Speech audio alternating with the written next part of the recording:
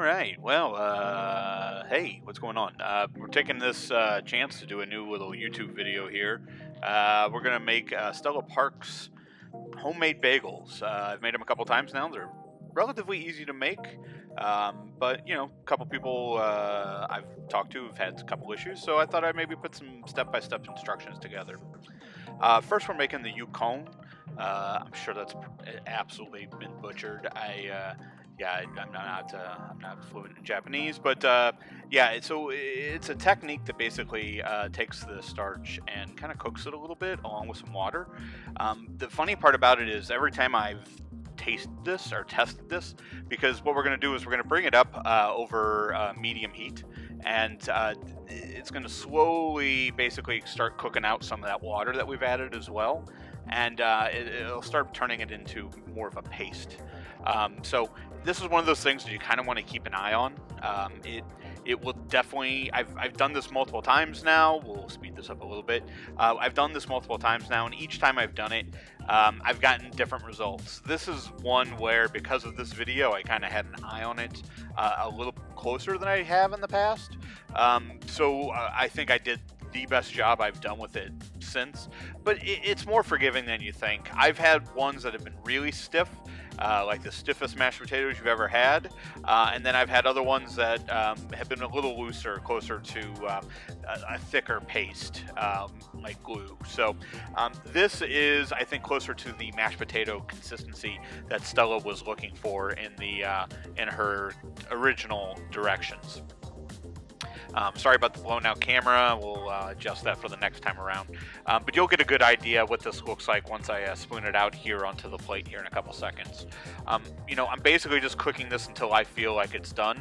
I think at one point I might even adjust the temperature to be a little lower, because I thought my medium heat was a little high, especially that burners that I run with is a little higher than the other ones. So yeah, you'll see it barely wanting to come off that wire whisk there, but that's kind of the consistency you're looking for.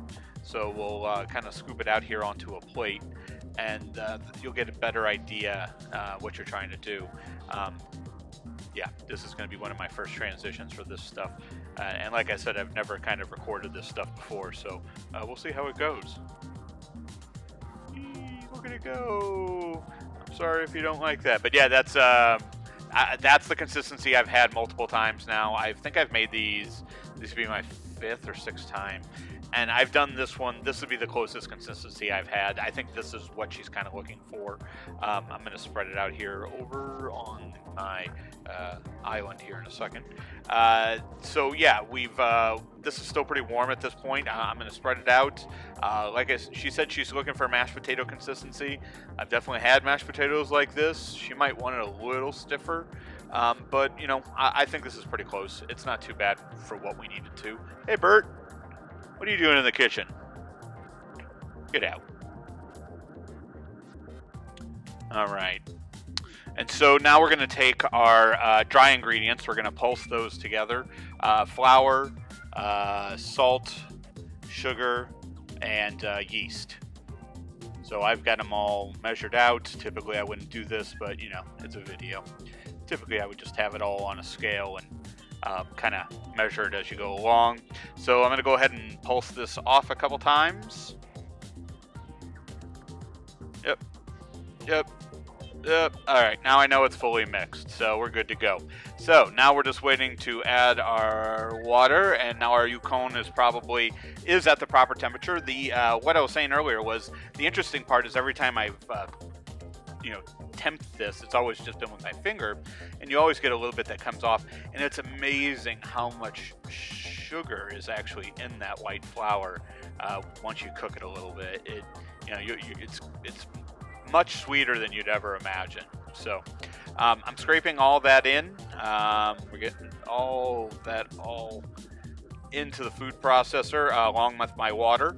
And now I think I pulsed it a couple times here, but just to get it going. But after that, you just basically want to let it run. And very, very quickly, if your food processor is doing the job, it should start to come together, and you'll see it right there start to come together in a larger lump mass. So I don't This actually looks like it's doing a relatively good job. I probably could have let this go. But sometimes I feel like if this is a little too stiff, what I'll do is I'll carefully pull this whole mass out. Didn't look like I was careful, but I promise I was. I'll pull that whole mass out, make sure to carefully pull my blade out, put that all back in. And then I'm going to show you actually that this is relatively not bad. I probably could have let that I probably could have let that continue to process for another 30 seconds and probably been fine, but you can see it's already got some stretch to it. It's already got some pull to it. So it's stretching, it's breaking. This is a stiff dough without a doubt, but it's stretching without breaking right away. Like you're getting, see some stretch right there. So like I said, I probably could have let it go. Woo, hey. I probably could have let it go, but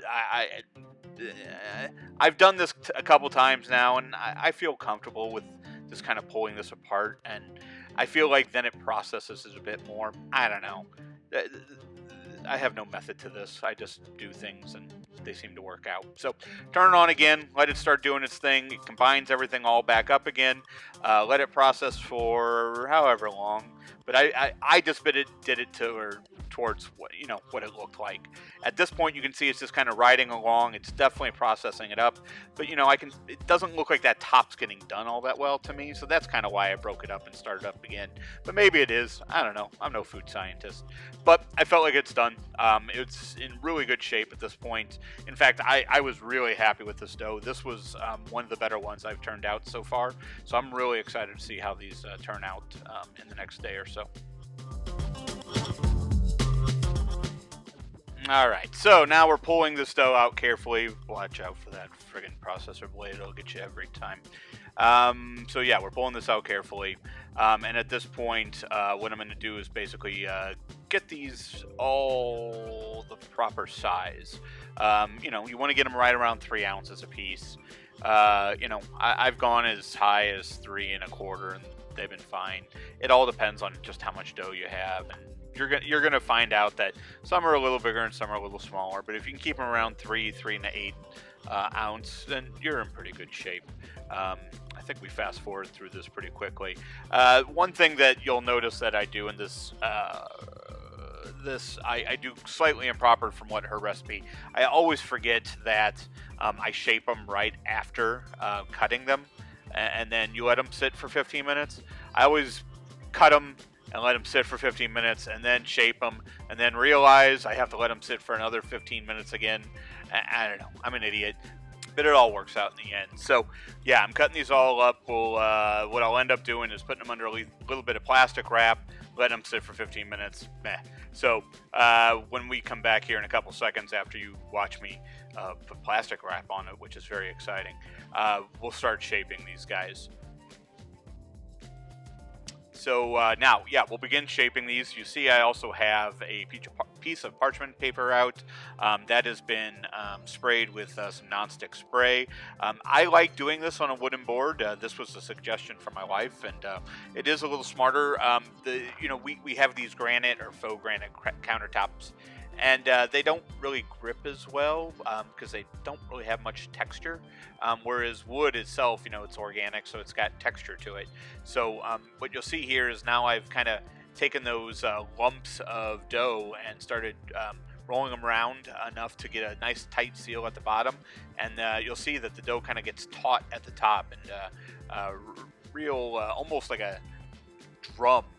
Because you can see how taut the dough has gotten. So we'll speed through me doing this because there's 8 of these, and there's no real reason for you to watch me do this so many times. I originally, like I said, you saw me put one on the tray, and that's because, like I said, I'm an idiot and forgot that I have to, let these sit for 15 minutes after doing this because you got to let them rest. So also, if you don't have a wooden cutting board like I don't, I'm using a pizza peel here, throwing a little of those non-stick sticky guys, skid guys underneath definitely helps to make it go a little easier for you. So now we've got all our doughs. They're all basically done. So like I said, I gotta wait the extra 15 minutes here to get these guys rested again because we've gotten them all worked up. So this dough is it's not sticky in a wet way, but it will stick to things real easily. So definitely recommend nonstick cooking spray whenever possible. I probably even should have used some on my counter, but it's not that big of a deal. I can pull it off pretty quick, easily. So we'll get all cleaned up here and give these guys 15 more minutes, and then we'll see what happens. We'll get them start shaping. New wipe. So yes, I am now time to start shaping these guys. And I'll be honest, this was actually one of the more fun aspects of all of this.